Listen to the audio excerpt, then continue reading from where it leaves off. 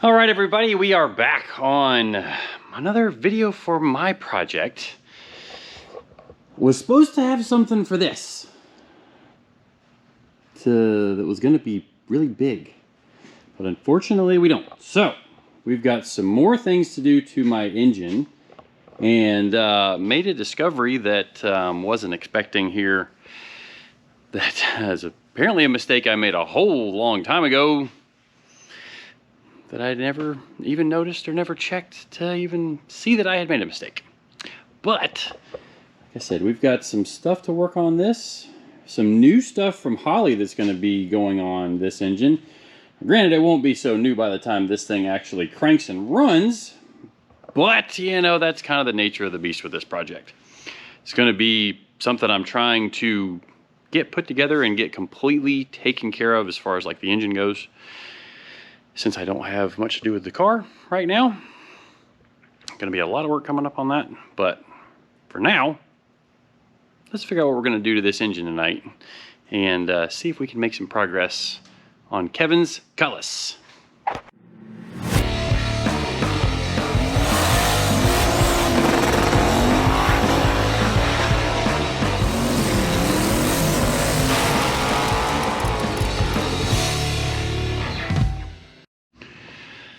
All right, so like you saw in the last video, did some work on the oil pan. Got our pickup installed for the oil pump, the external oil pump that we're going to be using.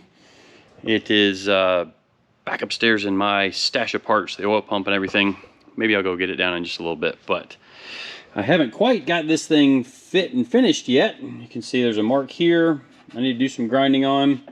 And I don't know if you guys remember that screen that I showed you in the last video on my project.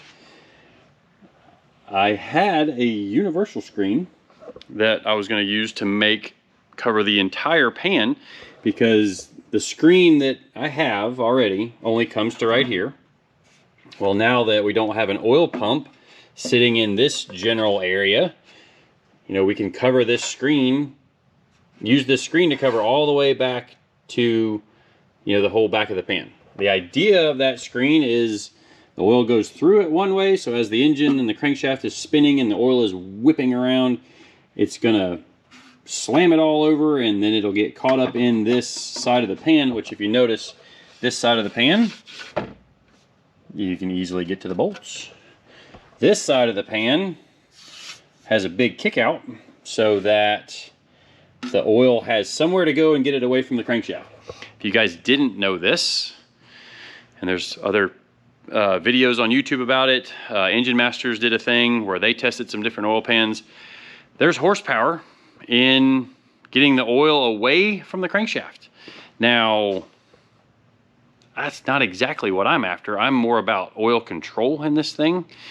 Since this project's kind of unique, it's not really going to be capable of going out and going heads up racing, like class racing, where those guys are going, say like X275 or Ultra Street, or those guys are going really, really fast. And, you know, it's very specific weight rules to turbo sizing. And this is just going to be kind of a fun project. We've got our eye on, or I've got my eye on, the quickest Oldsmobile powered door car ever. Not including DRCE stuff, which is an engine that was designed by the guys at Oldsmobile, supposedly, but it's based off of a big block Chevrolet. It was in Pro Stock stuff, you know, NHRA Pro Stock back, you know, in Warren Johnson's heyday, which I know Warren Johnson's a little bit of an Oldsmobile guy from way back. Maybe I'll get to meet him again one day. That was I met him years ago at the Gator Nationals, but yeah, really like the stuff that he does with racing engines and whatnot. But this thing, as you guys know, small block Oldsmobile, and I know it's a little weird to be doing a small block Oldsmobile, but I'm a little weird. So, anyways, something we are going to be doing today that's actually a Chevrolet part by Holley. I'm going to show you guys this new 12-1 crank trigger kit that we are going to be using on my Oldsmobile engine. Now, for those of you that have never built an off-brand or a not very common brand engine like an Oldsmobile, sometimes you just have to make stuff work. And like, well, we'll show you a little bit more why I went this direction with this particular part here in just a second. So let me get out, well, yeah, let me get to it. Let me get something else to hold the camera. One other thing, before I forget, while you guys are here on the channel, please subscribe. You guys may or may not know what we do in the shop, but we build all kinds of fun stuff here in the shop, mostly drag cars. See, we got a little bit of a truck, you know, street truck going back there, which may touch on that in another video next week. I have some tuning work to do with that. We ended up doing a whole lot of other little things to that truck while it was here. But we've got some other drag and drive builds going. And, you know, we just finished Sick Week with Soccer Mom. You can go back and watch some videos of that were a lot of fun. Got a transmission problem we're chasing with our original transmission, which we talked about in the very last video before this one. But, yeah, please subscribe to the channel. If you want some KSR merch, you can see we got KSR hats, we got some different KSR shirts, winwithksr.com, and you can go to the merch site and pick yourself up some KSR merch. Those of you that may run a business or have been a part of a business before, typically, at least for me, my customer stuff, try to put it first. So that's why I'm down here after hours playing with my own stuff, because I do want to get this thing together and out on the track, hopefully in 2023. That's the goal. Might be a lofty one with everything else we've got going on, because it's pretty much going to be after hours on Kevin's project. Is what it is. All right, so let's talk about this new Holley 12-1 crank trigger kit.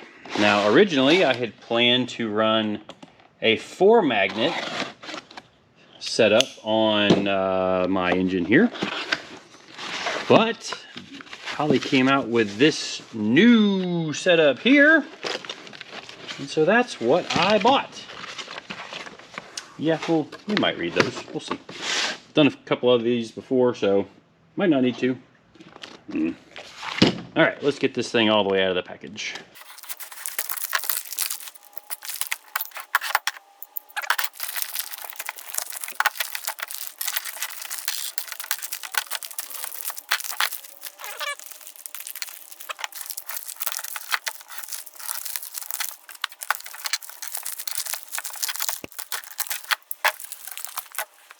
All right, well, now that we have this thing all unboxed, one of the things you may notice is we have a red little thing there, and that is not the magnet, or not a magnet. So what we've got going on here is it's a 12-1 setup, and basically I'll go show you the setup information on the computer here in a second. So the ECU is going to see this blank hole here and then know that, okay, that is where top dead center is.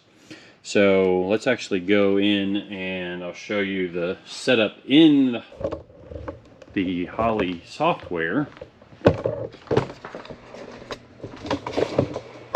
So this handy thing they've added to some of the V6 setup. So basically what we're going to do, we've already got the engine on top dead center, which is what you have to do to set these things up.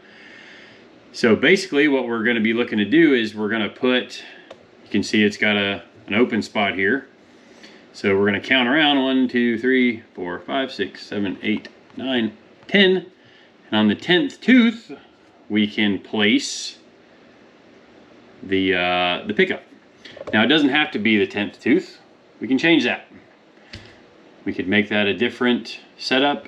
Basically all it matters is, and this pickup can be anywhere, as long as it is on the 10th tooth. The orientation of the wheel in relation to top dead center and your timing pointer doesn't have to be exactly like this is set up here.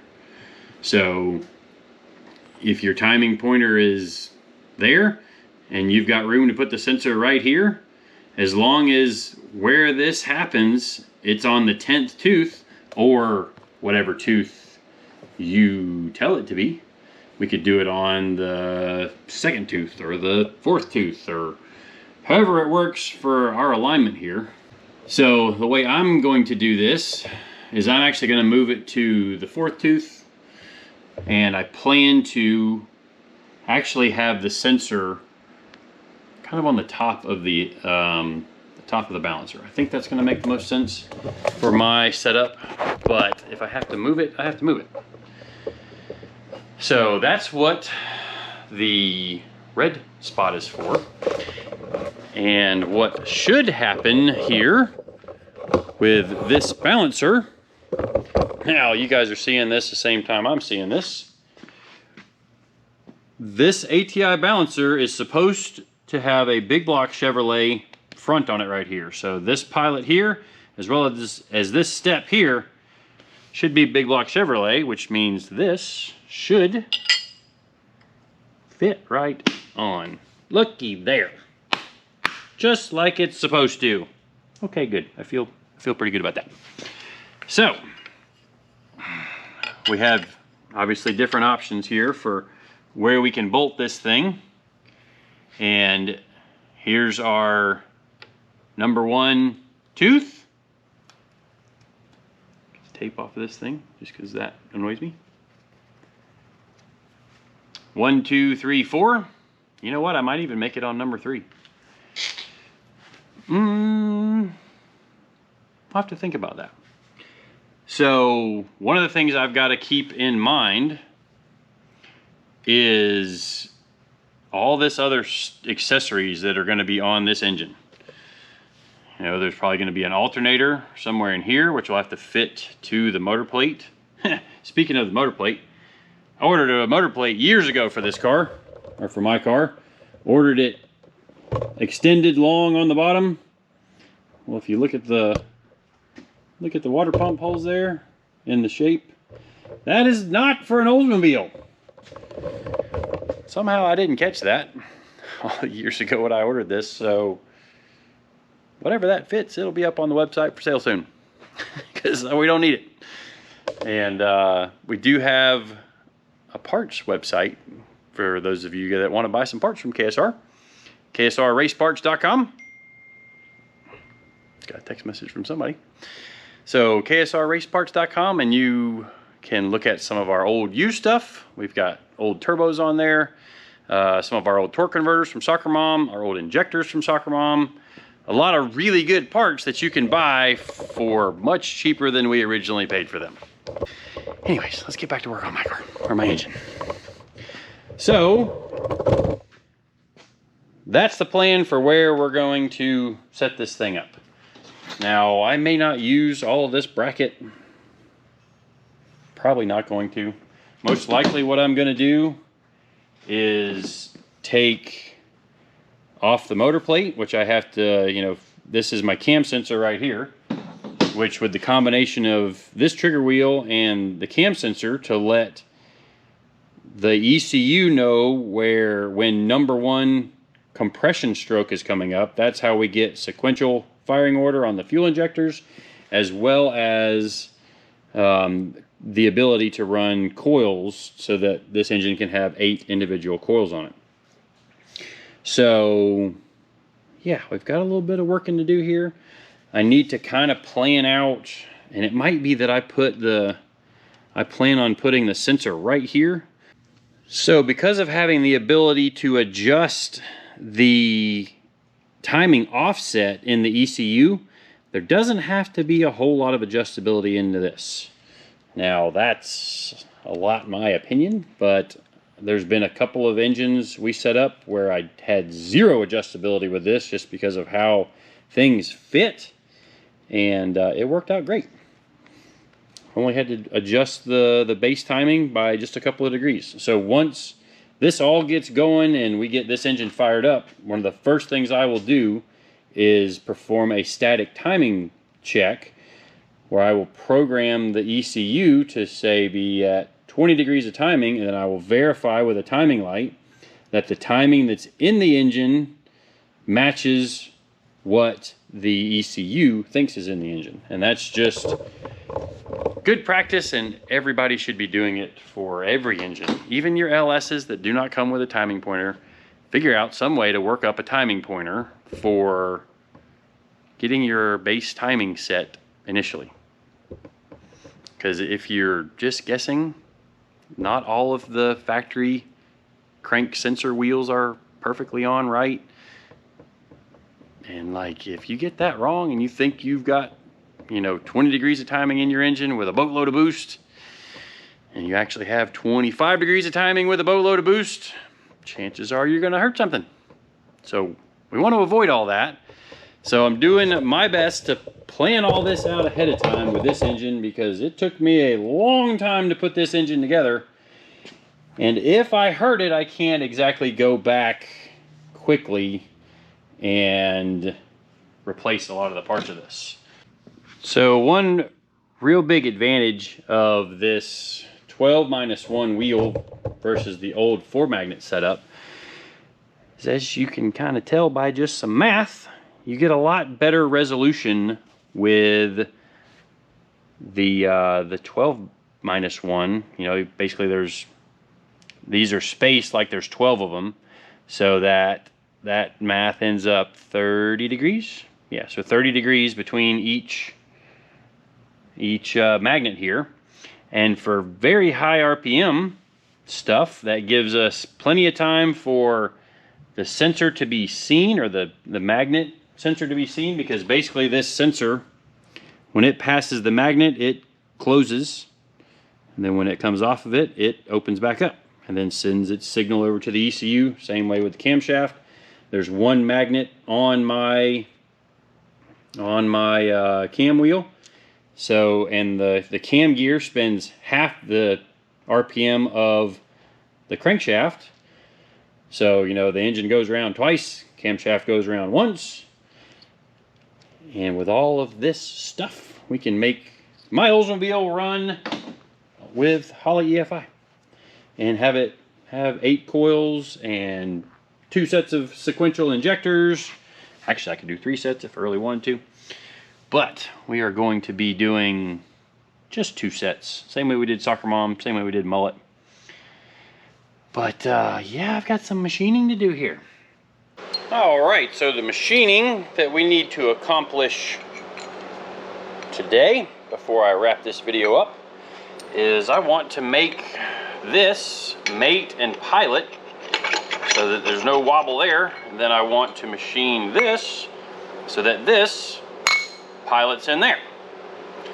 Now, maybe you remember, or maybe you don't, but the last one of the last things I did on Soccer Mom's manual drive, basically I'm going to do the same thing here.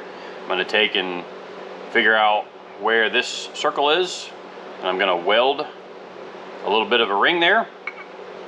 Take these both over to the lathe and make them to where they pilot nice, and then I'm going to flip this around and machine a step in this side.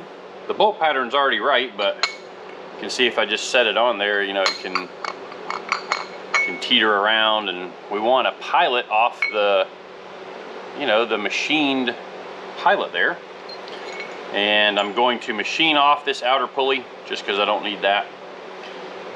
And the plan is to buy a fairly small alternator and try to tuck it somewhere. You know, maybe it's here, maybe it's even right here above. That might be a little noisy around my cam sensors and crank sensor, but we'll figure it out. My turbo manifolds, you know, they're going to be somewhere probably in this area. So I need to be able to fit fuel pump, alternator, fuel pump, alternator, vacuum pump, oil pump.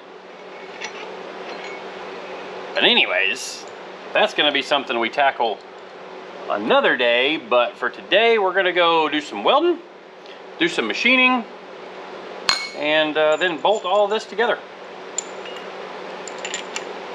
So let's get to it. All right, so this video is supposed to be or the original intention was for it to be the welding, the machining, kind of just do all that real quick in a time lapse and get all of it knocked out. But I weld this thing, get it all wrapped up, just let it sit there, and I hear a plink. Well, everybody, sometimes things don't go according to plan. I guess I'm gonna get what I get for trying to use this old pulley, because I don't know if you guys can see it, but right there, it cracked just from welding a bead around it. And then there's also a crack there. There's a crack there. There's another crack right there. So I don't know what kind of Chinesium that's made out of, but it's not gonna work. Shoot. Which that may actually not be, I mean, it's definitely not the end of the world. Obviously, we'll make something if we have to.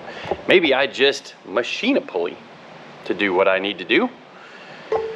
But that's gonna bring it into this project today because it's after hours and late, and yeah, I don't wanna take 2 hours to machine a pulley. Shoot. Oh well, race cars are fun. Most of the time. Alright, thanks for watching. We'll see you guys next time.